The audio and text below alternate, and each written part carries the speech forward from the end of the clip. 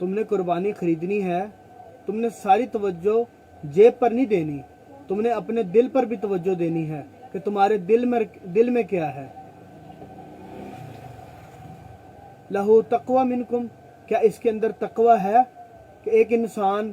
2 لاکھ روپے کا بیل اللہ کی راہ میں قربان کر رہا ہے، کیا وہ اس پر فخر تو نہیں کر رہا، اس کے اوپر کہیں چوڑا ہو کر تو نہیں دکھا رہا اپنے آپ کو؟ اور جو انسان قربانی کرنے کی طاقت نہیں رکھتا، کیا اس کا مذاق تو نہیں اس سے اڑا؟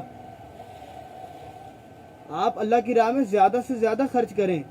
5 لاکھ روپے کا بیل لے کے دیں، 2 لاکھ روپے کا بکرا لے کے دیں، کروڑ روپے کا اونٹ لے کے دیں، لیکن آپ دل میں بھی تقوی رکھیں کہ اللہ کی راہ میں خرچ کر رہے ہیں تو اس میں ریاکاری نہ ہو، اس میں دکھاوا نہ ہو، اپنے دل کے اوپر بھی توجہ دیں، صرف خالی جیب پہ توجہ نہ دیں کہ کوئی انسان کسی سے یہ کہہ رہا ہے جی جناب